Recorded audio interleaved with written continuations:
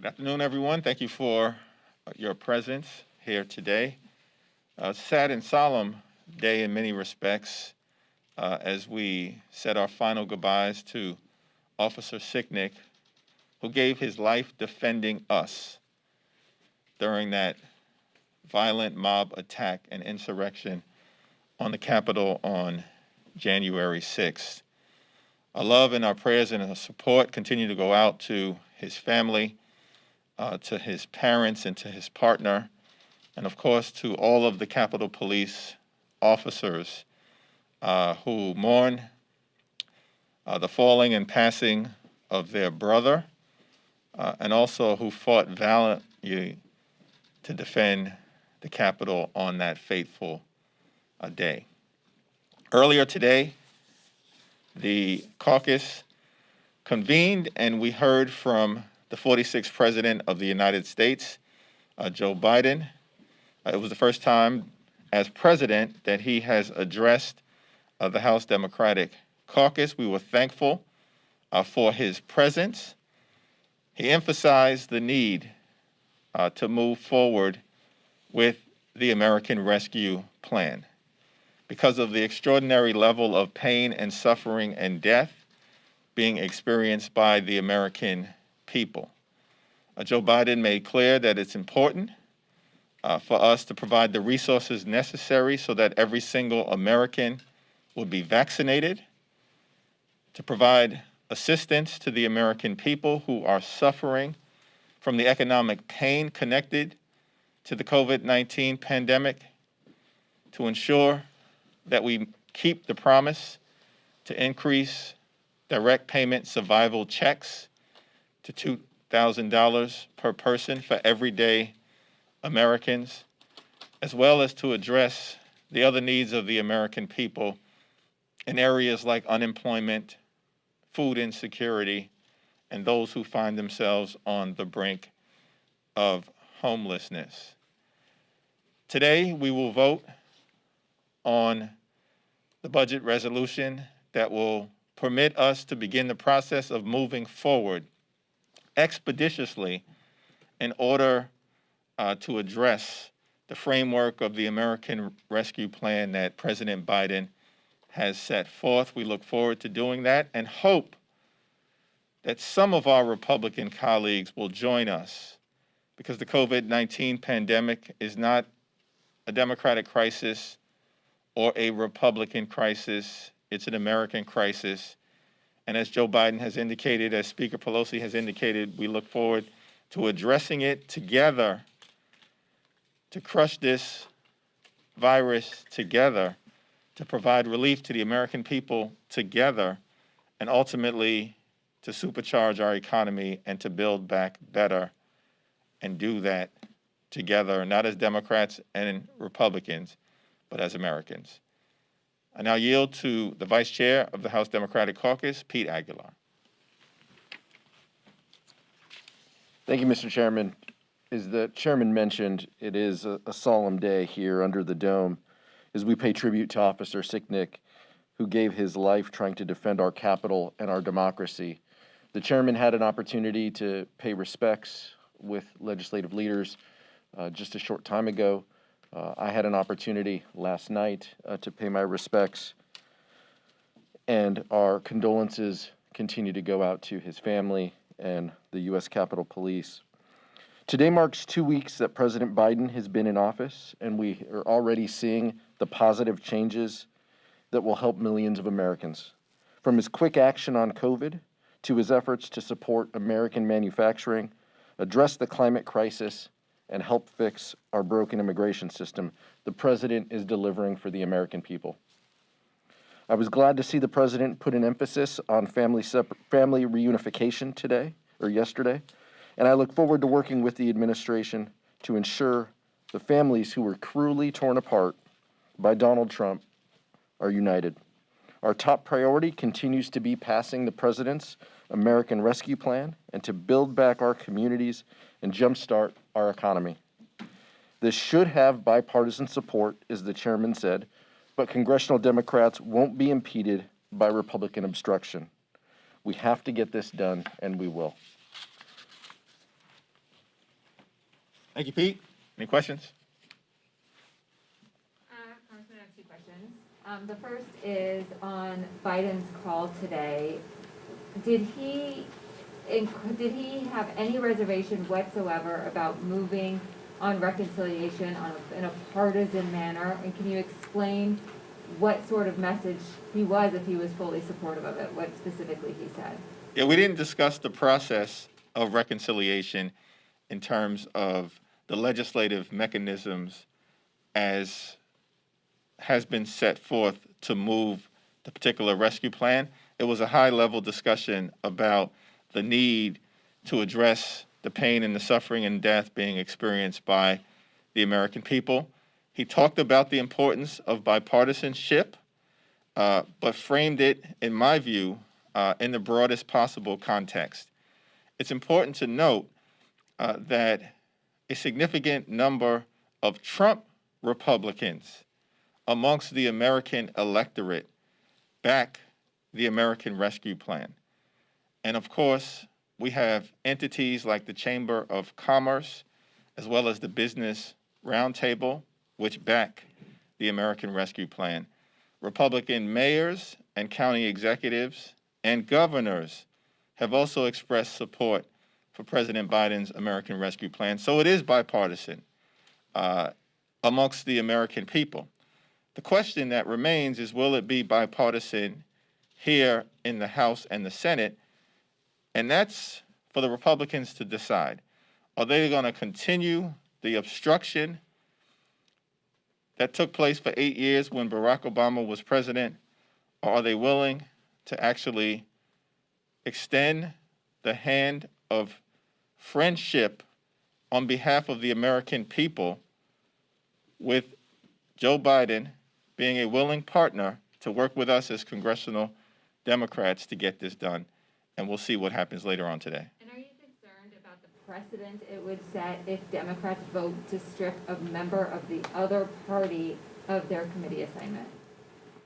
Well, Kevin McCarthy should handle this problem because Marjorie Taylor Greene is totally out of control as a QAnon caucus leader, sympathizer, and someone who has denied that mass shootings where children were massacred has taken place, as well as promoted and apparently embraced efforts by some to facilitate violence against our legislative leaders. And so it seems to me that the best thing that could happen at this moment is for Kevin McCarthy to make clear that she should not be on the Education and Labor Committee. If he doesn't make that decision, I think, as the Speaker and Steny Hoyer have indicated, we'll be prepared to move forward, but let's cross that bridge when we get to it. On the stimulus, do you see the House changing the Biden plan in any way? And if so, how? And then on the minimum wage, is that definitely going to be in here? Well, that's a question for the committee chairs to work out after we take the next step in the process. I think there is strong support for a $15 minimum wage. President Biden has expressed support for it. And certainly the House Democratic Caucus has passed the Raise the Wage Act in the previous Congress and strongly supports the effort to move forward in that direction. The three most important things I think that the president has indicated, and certainly that House Democrats are supportive of, is the need to make sure we provide direct assistance to everyday Americans, including increasing the survival checks to a total of $2,000, to make sure we address the needs of the Americans who are dealing with unemployment and food insecurity, as well as confronting the possibility of homelessness, to make sure that we provide substantial funding so that every single American can be vaccinated in a safe and effective way, and of course to make sure that we provide the support to state and local governments so they can continue to provide public health, public safety, public housing, public education, public transportation, and the provision of the public good. I think one of the things I also heard from the president this morning is the danger in not doing enough, the urgency of the moment, and to ensure that we do what we can to address vaccines, as the chairman mentioned, state and local support, food insecurity. All of these issues are priorities for the House Democratic Caucus and for the American people. And the president affirmed that in encouraging us to address this crisis. And so that's what we will do.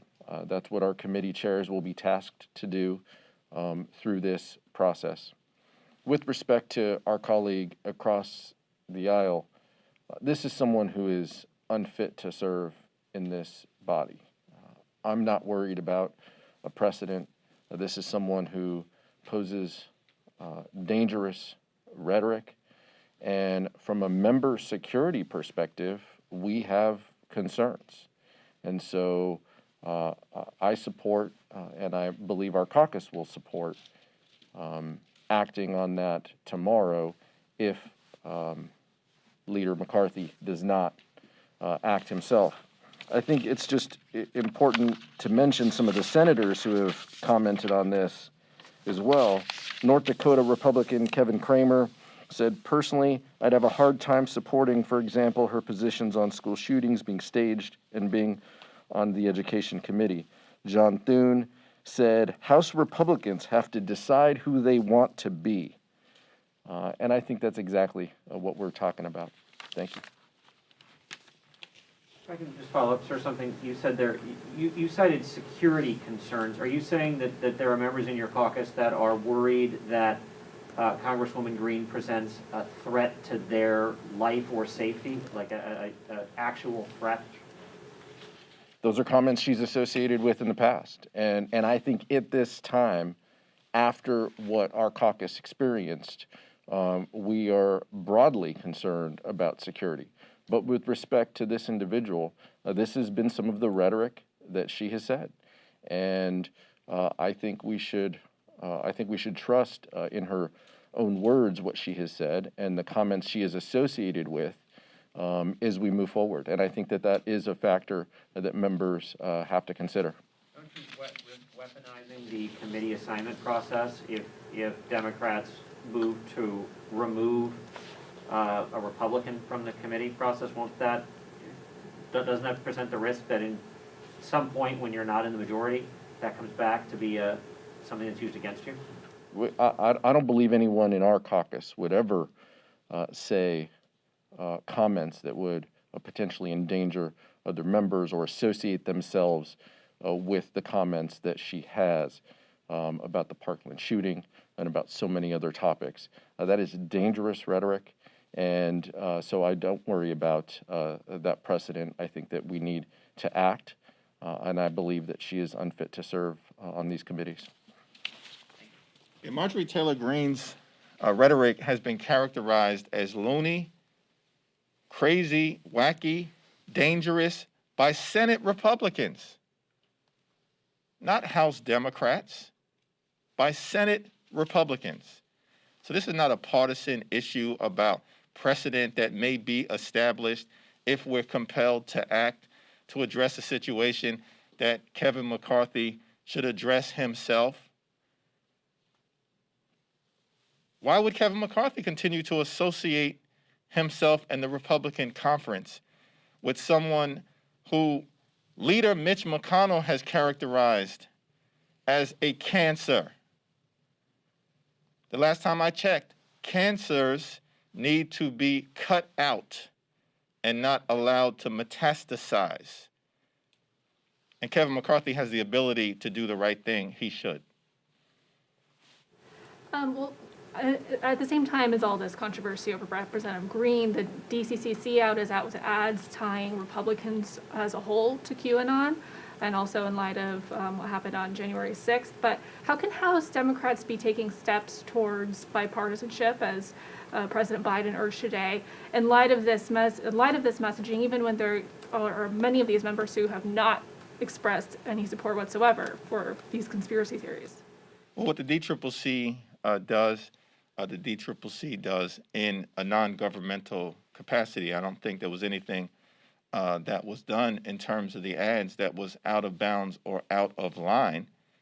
It basically made reference to votes that have been taken in a different area with respect to either impeachment or the votes that were taken on January 6th with respect to objecting to an election that they know Joe Biden won, even after a violent mob attacked the Capitol. Seems to me that those Republicans are going to have to answer for their votes and their record and the people that they associate themselves with.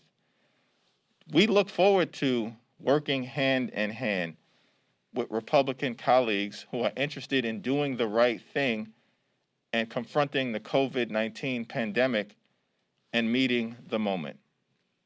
But there are a whole handful of other individuals who are reckless and dangerous and irresponsible, and Kevin McCarthy needs to clean that situation up if he expects the Republican conference to be taken seriously. We'll go to this side. Yeah. One more question on Green, and then I have a follow-up on a completely different topic. Can you characterize where you think it is appropriate to hold her accountable? Because it seems that a lot of Democratic House members are all over the map on this. Do you think she shouldn't be on any committees at all? Should she only be off the Education Committee? Or should she be completely expelled from the Congress? Where do you fall on that line in terms of what would be the appropriate action to hold her accountable? In my view, we have to take one step at a time, and what is in front of us right now is the outrageous decision by Kevin McCarthy to put Marjorie Taylor Greene on the Education Committee when she clearly believes that Parkland didn't happen and that those young people weren't murdered.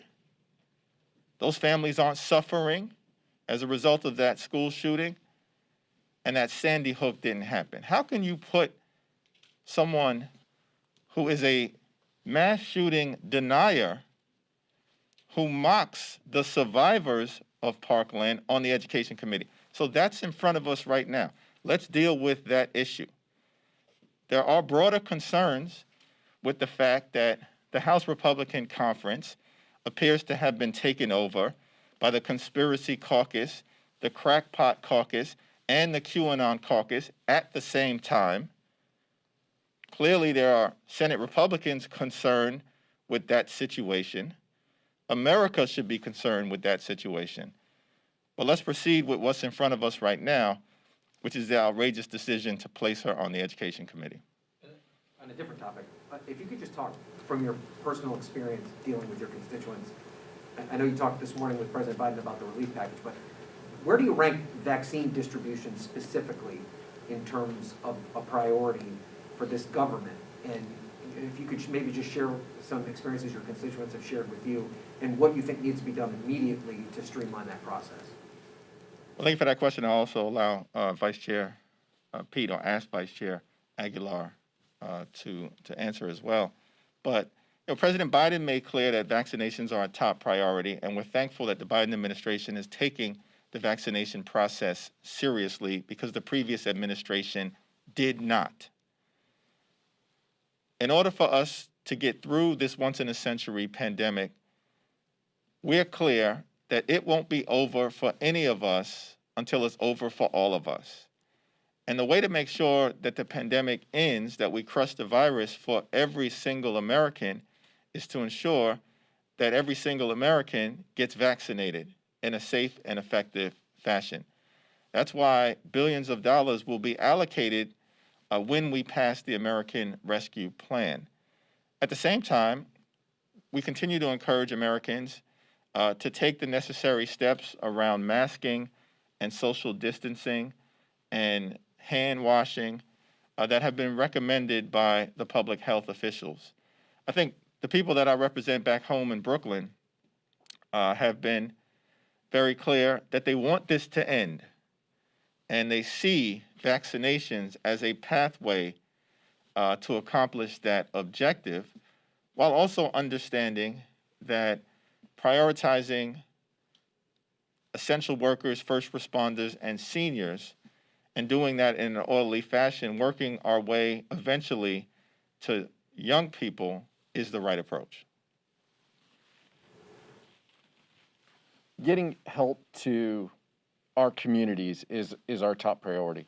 Economic relief, but to answer your question, vaccine distribution has to be among the highest, by far. In the county where I'm from, 60 miles from downtown LA, a county of 2.5 million people, we're getting 16,000 vaccines to the county a week. That's not enough. With over 200,000 individuals over the age of 65, with another 100,000 essential workers, food and agriculture workers, it's not enough. We appreciate that this administration is taking this seriously. They have inherited a situation that is awful. And so they are looking to turn that. But we need help in our communities. I know the chairman's community, my community, individuals want to be vaccinated. We need to do everything we can to make sure that there are more shots in arms. The administration is committed to that. House Democrats are committed to that. Last question? We'll take these two last questions, yeah. On impeachment, your managers released the brief yesterday, but is there any indication whether or not you're going to call witnesses and who those witnesses might be when this trial begins next week?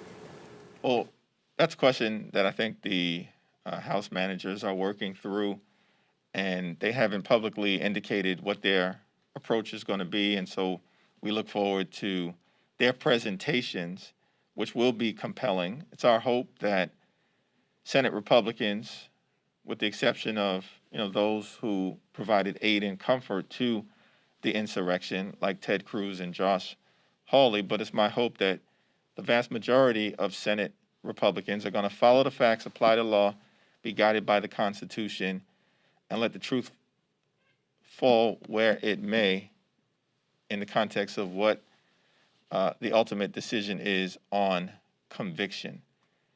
And I think that there's reason to believe that certainly a handful of Senate Republicans are going to be open to doing the right thing. Once the evidence is presented, which could include possible witnesses, let's see what takes place. I will say that as I was sitting in the ceremony earlier today, thinking about the fact that this officer was murdered defending us, and the fact that other Americans died in connection with the violent attack on the Capitol, and that the Capitol was ransacked.